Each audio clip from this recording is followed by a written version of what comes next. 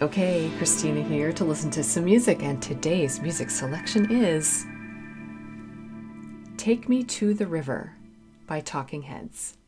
This is the second Talking Heads reaction on the channel so far. The first one was to Life During Wartime. I did both the audio version and a live version to that, and it was pretty fun. I do know of this band a little bit, like when I was really little in the 80s.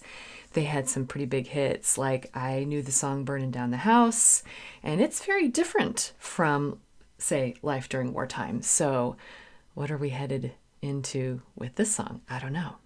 This was also the poll winner for Talking Heads songs on Patreon and for channel members. It was actually down to a tie, but we did have a tiebreaker between channel members and Patreon. So I think it still says that it's a tie over on Patreon, but that was actually broken. So I'm trying to think what was the tie, which is now second place.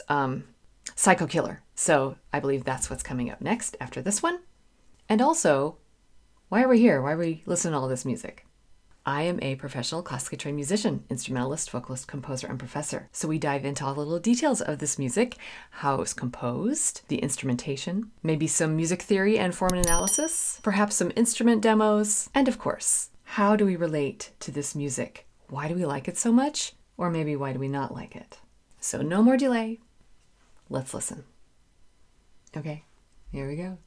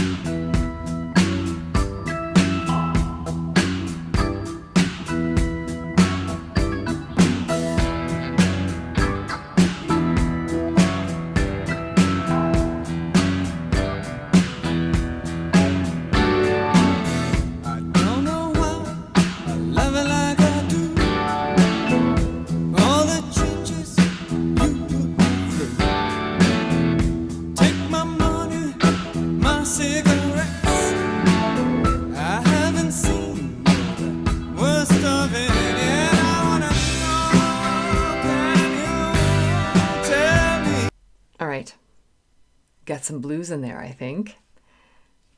Wasn't sure where it was going. I love the curiosity here that it's creating, the mystery. It's so sparse. That empty drum beat at the beginning, but there's this little pew sort of sound that was happening. So to me, it's like they're trying to be simple, but there's a little bit of sparkle there that's kind of coming through. Still catching on to the words. I'm hearing David's voice, and it's so unique and captivating. So I keep listening to the tone of his voice rather than the words. Again, you all know I do that. My ear goes to the music tones and the timbre of everything, and I sometimes forget to pay attention to what the actual words are. But we'll get there, as we usually do. I'm intrigued, though. It's a kind of a cool song, this nice mix of coolness and blues, and we'll see what else. We'll back it up a little because we headed into a new section here. We'll catch that again. Take my money, my cigarettes. I haven't seen the worst of it yet. I wanna know, can you tell me I love to stay? Take me to the river, drop me in the water. Take me to the river,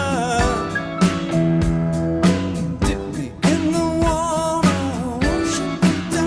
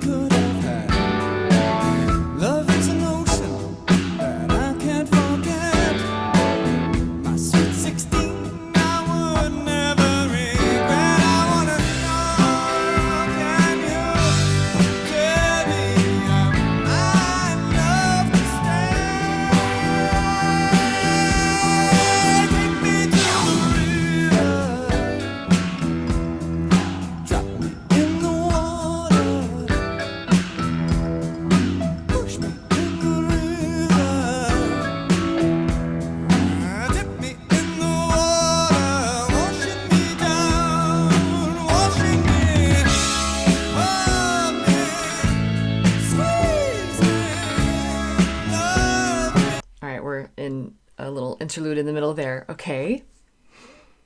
So we're taking me to the river, basically like cleansing, washing, baptizing, something like that, starting anew. Again, we'll get there, but that is part of what I'm catching on to here. Okay.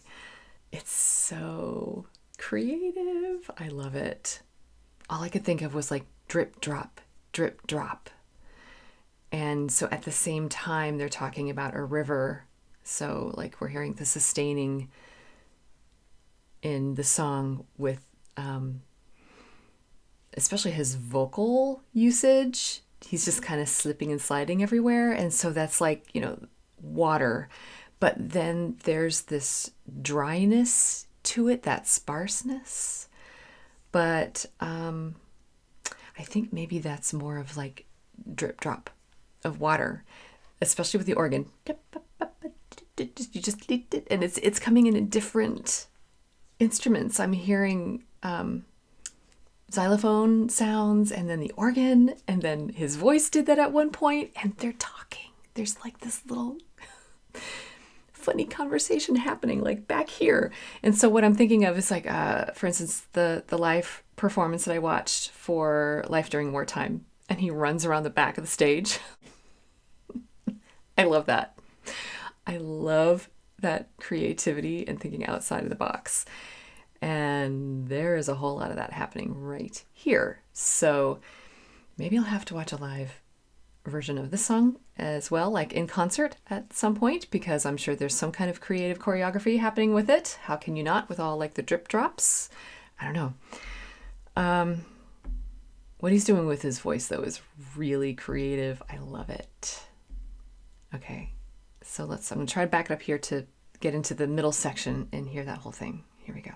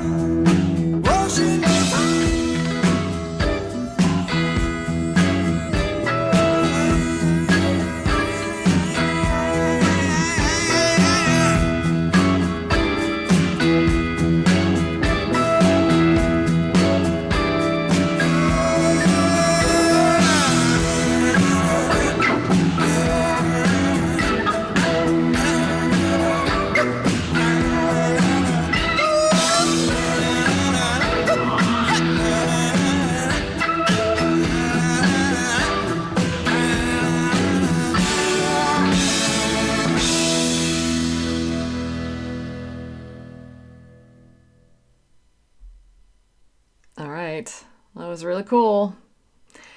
Nice and weird all the way to the very end. No, really, the creativity there, it's really neat. just continuing to think outside of the box. So I think I'm going to stick with like the two things, the river, the smoothness of the river, and then the drip drops of the water.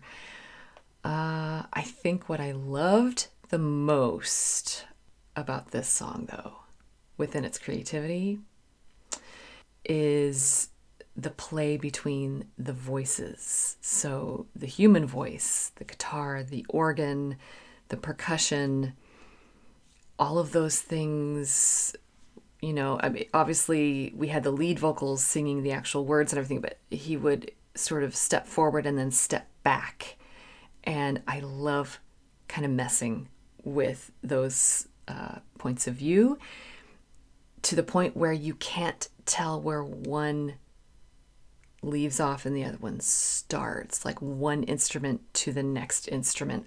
I love that kind of stuff. I use that a lot in my own classical composing. And I don't know, there's just something fun about kind of fooling the listener and having one instrument put itself into another instrument's shoes and say, hey, I bet I can sound like you. And, oh, I bet I can hand this off perfectly. And, you know, it's just kind of a fun little game. And they certainly capitalized on it in this one. So that was really neat. Okay, so this came out in 1978, I believe. And this is before Life During Wartime. And I believe Burning Down the House came out after those, like it was like an 80s song. But with these two, there is a distinct style that they share, as in Take Me to the River and Life During Wartime. But they're still very different, that they're very, very, very much carrying their own individuality. So I don't think I would get them confused, especially with the difference in tempo, which is, you know, how fast the music goes.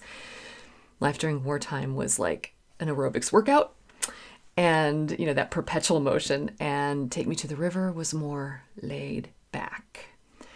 But it was still poignant. It was still very steady. Da, da, da, da, da, da, da. So I like that juxtaposition between the smoothness of the water and the harshness, abruptness of the drip drops. Really, really cool stuff there. Let's check out the lyrics. I think I need to do that. Okay. I don't know why I love her like I do. All the changes you put me through. Take my money, my cigarettes. I haven't seen the worst of it yet. I want to know, can you tell me, am I in love to stay? Take me to the river, drop me in the water. Take me to the river, dip me in the water, washing me down, washing me down. I don't know why you treat me so bad. Think of all the things that we could have had. Love is a notion that I can't forget. My sweet 16, I would never regret. So we're talking young love, perhaps? I want to know, can you tell me, am I in love to stay? So is this young love going to last forever? But then again, take me to the river, drop me in the water, push me in the river, dip me in the water, washing me down, washing me. I feel like that music is really bringing those words to life. The take, drop, push, dip, wash. I love it. Okay. That's the smoothness and the drip drops, right? Okay. Hug me, squeeze me, love me, tease me, till I can't, I can't take no more, okay? Dip me in the water, drop me in the river. So this could be like falling into things within a relationship. I don't know why I love her like I do. All the trouble you put me through, 16 candles there on my wall. And here I am, the biggest fool of them all. Okay, so I don't think that this relationship went well. Or whatever this encounter was. So sort of maybe a love fool moment, thinking maybe that this relationship or a rendezvous was something that might last forever or not. And then, you know, the 16 candles, so that's what I'm thinking, someone young, and then didn't really last, and it was kind of foolish of you to think so. And I mean, some relationships that Format 16 will last forever, but this one I don't think did. And so do they feel so foolish, like guilty maybe about how they behaved in the relationship? I don't know. There's definitely a struggle there within. But the washing, I don't think, is to get rid of the experience or the guilt or the foolishness. I mean, I guess it could be in an afterthought, but it's more about maybe getting swept into the moment or the relationship because of your feelings. You know, love can be a lot of big feelings, and so you can get swept up in that. So that could be, you know, like falling for somebody that maybe isn't the right person. I don't know. Lots of interpretations, which I love in a song. It leaves room for all of us to connect to it however we want to.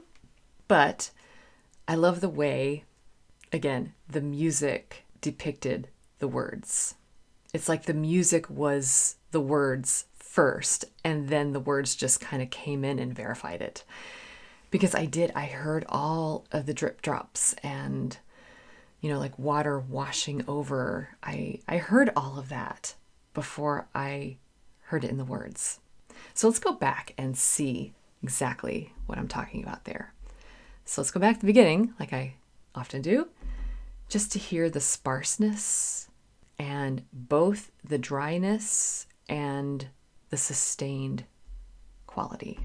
So just the cymbal and that. Oh, and what was that little thing? Little tease of what is yet to come. See that down there? Just so many little things. Okay, but now the blues coming in. Love it. And so it's slow and cool. Love it. Yeah.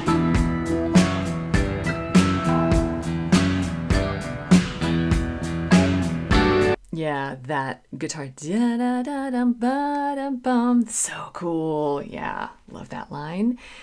So we're not sure where this is going because these little bleep, bleep, bleep, bleep, bleeps are so weird, right? But I love it. Okay, so let's get into the vocals. Let's move ahead a little bit.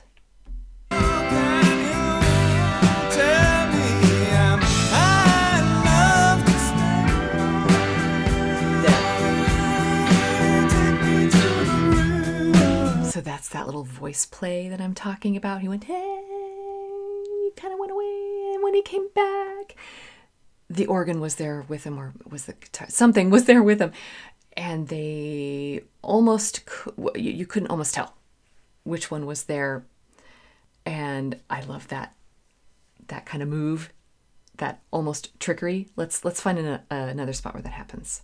There was a really good one, I think around here.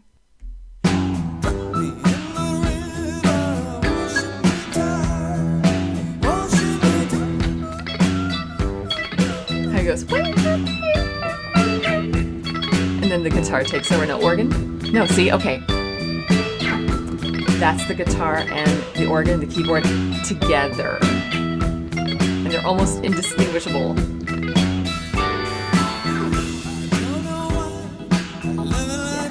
But did you hear how the voice went up there and handed it off? It's like, what is going to happen? What is going on? You can just almost not hear him.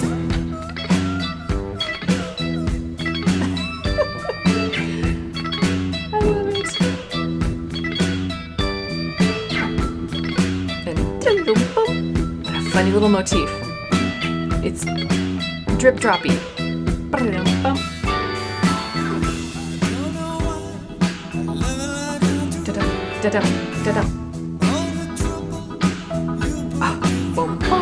That little thing right there, so cool.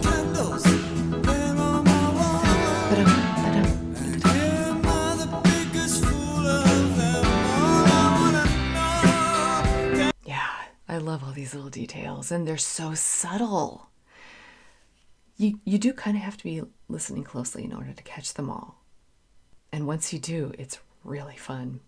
Okay, And then one last little thing mentioned about David's voice here is that I love how perfectly imperfect his voice is. Like, you can tell he can sing. He has a nice tone quality to his voice, but the way he chooses to use his human voice as the instrument, it's a little rough around the edges. It's not perfect, but that's what makes it perfect, because it's more about the meaning behind the delivery rather than the delivery itself of the notes. So in this case, we get a lot of approximated pitches from him because he's imitating the bop, bop, bop, bop, bop, bop, bop. And if you do that enough, it's easy to not like be able to hit every single note. Let's just go back and hear an example of, again, how perfectly imperfect his singing is.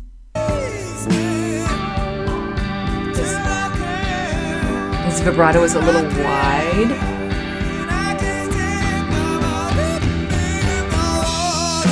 Water. Love it. River. Like, it's about the delivery and water. Love it.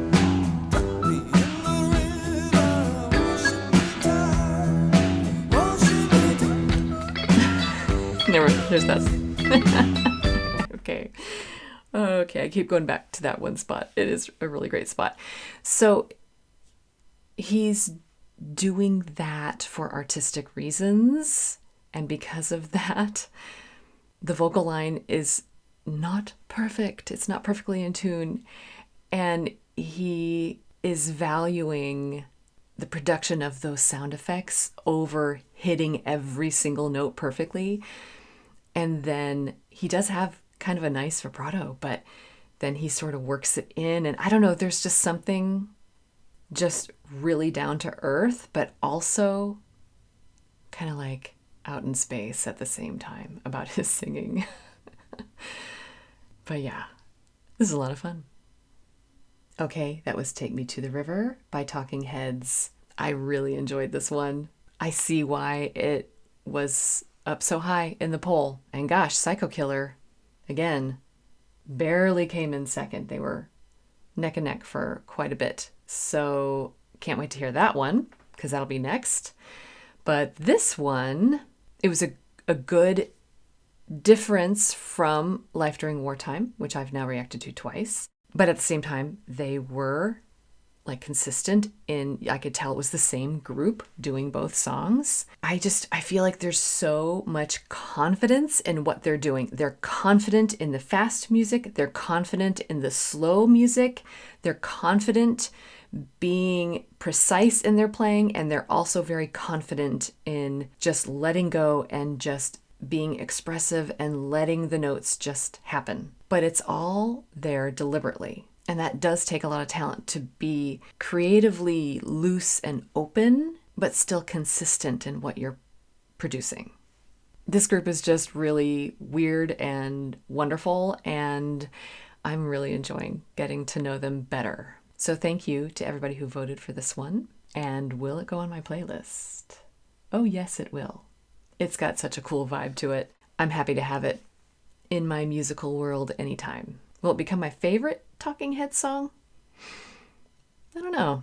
But for now, if you want to take part in those polls that helps decide what songs by what bands I react to on the channel, you can find those on Patreon, or if you become a channel member. We also have lots of fun behind the scenes and full album Fridays, and I'm doing the entire Beatles discography now on Wednesdays. So feel free to join us. Plus, it's a fun music community to go in and talk about all the music we're listening to these days. And of course, as always, just remember that you don't have to be perfect. You can be perfectly imperfect and just be okay. And keep listening.